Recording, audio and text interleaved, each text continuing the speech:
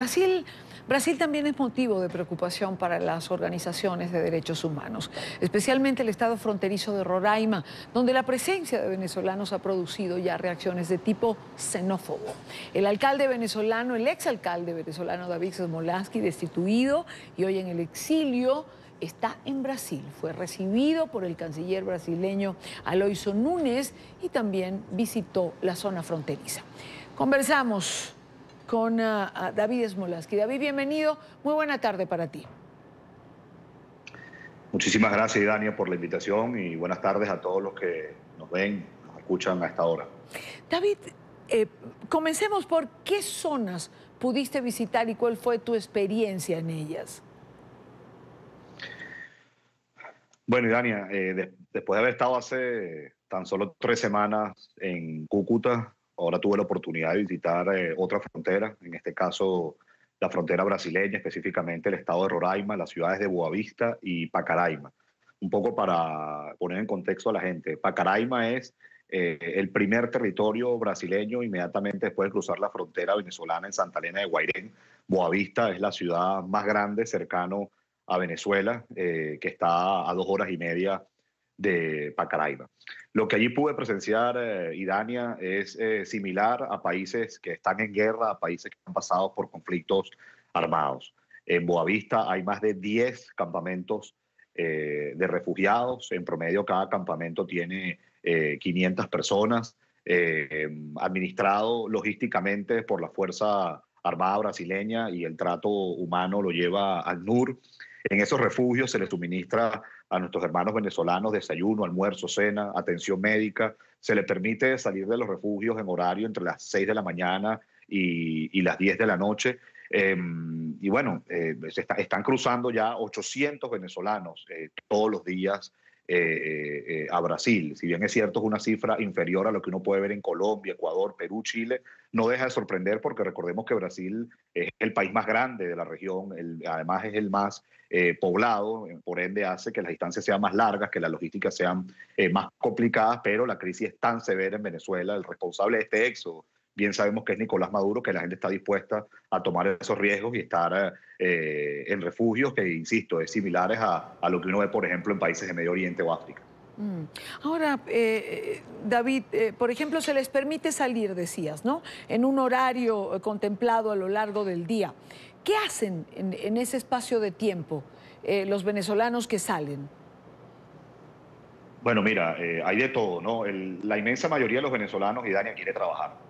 La inmensa mayoría de los venezolanos quiere echar para adelante, quiere emprender, quiere salir de la pobreza. Recordemos que la inmensa mayoría de quienes están emigrando están en condición de pobreza o pobreza extrema en Venezuela, y además lo duro de esta emigración es que es separada de la familia, ¿no? Hay muchos casos de, por ejemplo, dos muchachos de 20 años que dejaron a sus padres o a su abuela en Venezuela. Entonces también pues no solamente está la incertidumbre y el temor, ¿no?, de llegar a un nuevo país con una cultura diferente, en el caso de Brasil con un idioma distinto, sino también cómo ayudar a los familiares que permanecen en Venezuela. Yo sí debo decir que el gobierno federal de Brasil, y Dania, y amigos que nos ven a esta hora, ha hecho un esfuerzo importante, y debemos estar agradecidos quienes creemos en la democracia y la libertad en Venezuela por Sí. lo que ha hecho el gobierno brasileño en recibir, proteger y atender a miles de venezolanos que se encuentran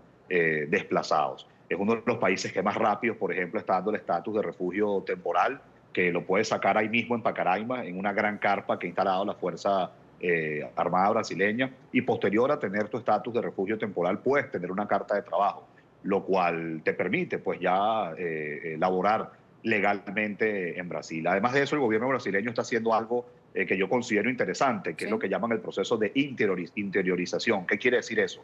Quienes hoy están refugiados en Pacaraima, que solamente hay un refugio, que es de la comunidad indígena Guará, que también está desplazada, o los más de 10 refugios que hay en Boavista, esas personas, una vez que tengan sus papeles en regla, son trasladados en aviones de la Fuerza Aérea Brasileña a ciudades que ofrecen más servicios y más oportunidades de estudio y trabajo, como por ejemplo Brasilia, Río de Janeiro, Porto Alegre, Sao Paulo. Entonces ya hay venezolanos inclusive en estas grandes ciudades de Brasil tratando de trabajar. Y mi conclusión con esto, Dania, después de haber estado en menos de un mes en la frontera colombo-venezolana y la frontera brasileño-venezolana, es que la región debe decretar una crisis de refugiados.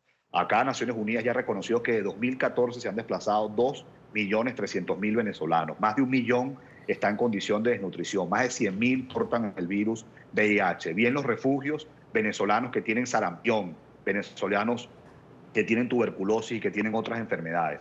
Urge que la región, y se lo comenté al canciller Aloisio Núñez, decrete una crisis de refugiados, porque si se decreta una crisis de refugiados, se pueden activar protocolos internacionales que agilicen la ayuda, como por ejemplo un fondo de cooperación multilateral que provea no solo de salud, de educación, alimentación y techo a los refugiados, sino algo muy importante, la capacitación a ese venezolano que llega en condición de calle. Bueno, el canciller de Colombia, Carlos Holmes Trujillo, David, hablaba hace aproximadamente 45 minutos, ofrecía una rueda de prensa después de una reunión de autoridades migratorias de varios países, entre ellos Perú, Brasil, Colombia, y decía que se estaba trabajando en el Fondo Migratorio de Emergencia Humanitaria para que fuese activado, que esto se iba a tratar en el Consejo Permanente de la OEA, que se iba a reunir próximamente. Anunció también que el Consejo Migratorio Andino va a reunirse mañana y que la próxima semana habrá una reunión, pareciera que a nivel de cancilleres, convocada en Ecuador. Yo creo que la región se mueve para intentar dar una solución conjunta a una crisis que finalmente los está afectando a todos por igual.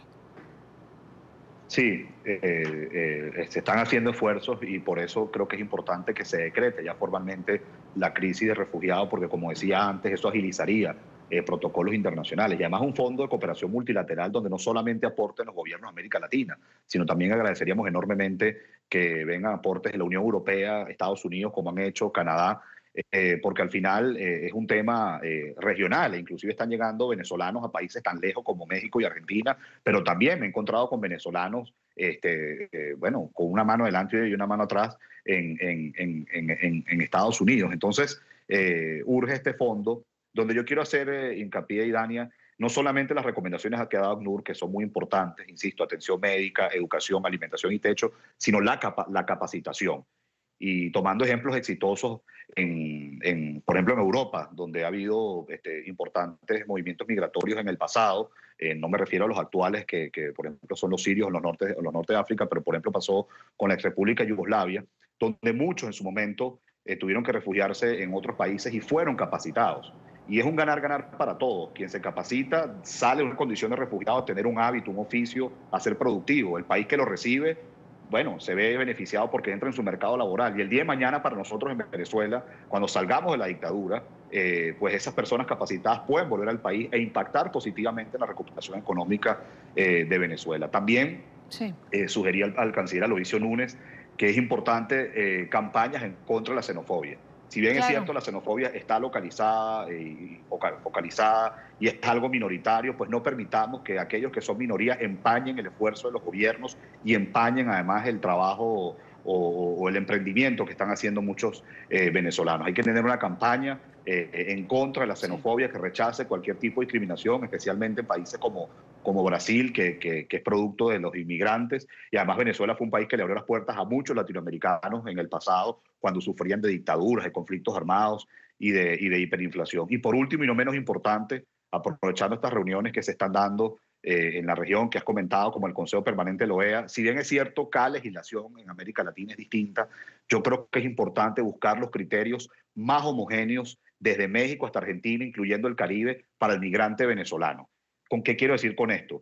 Por ejemplo, que a lo mejor se defina que no es necesario el pasaporte independientemente del país que tú llegues, o que en todos los países tienen un compromiso que después de 60 días se va a tener un permiso de trabajo. Claro, pero David, déjame interrumpirte. De esa forma, el venezolano llega a Perú, llega a Brasil, Argentina, Ecuador o Colombia, David, pues se le va a bajar un poco la ansiedad, porque sabe que va a conseguir criterios similares. Perdóname que me haya extendido. No, quería interrumpirte porque en distintas oportunidades se ha hablado de un posible cierre de la frontera de Brasil con Venezuela y el tema del pasaporte. En relación a Brasil particularmente, ¿el canciller mencionó algo?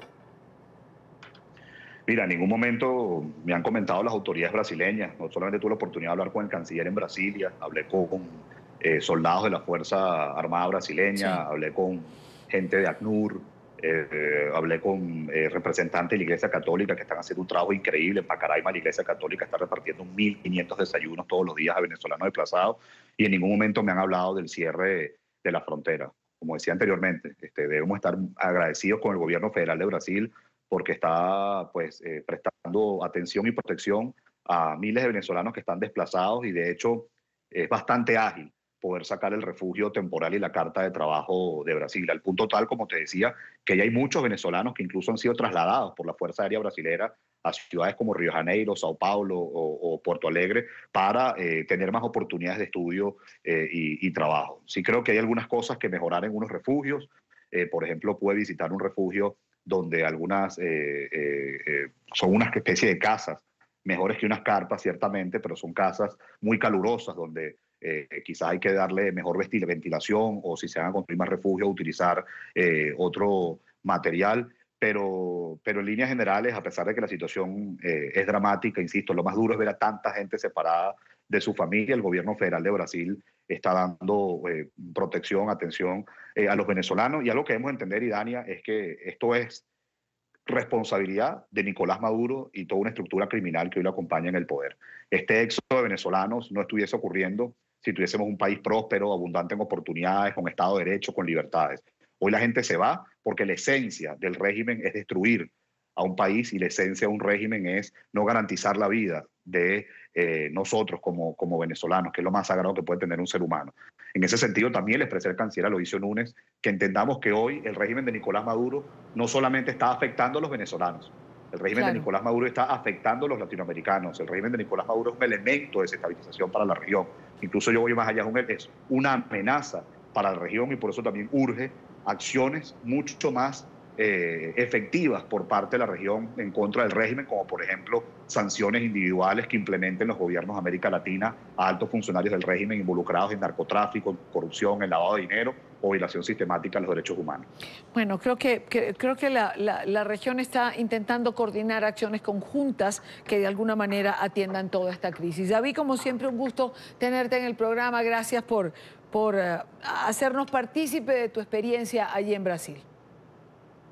Muchísimas gracias por la invitación y como siempre he dicho, y perdóname que me tomo unos segundos de más, desde el exilio también hay formas de servir al país y yo lo estoy tratando de hacer desde la frontera ayudando a quienes más lo necesitan. Muchas gracias.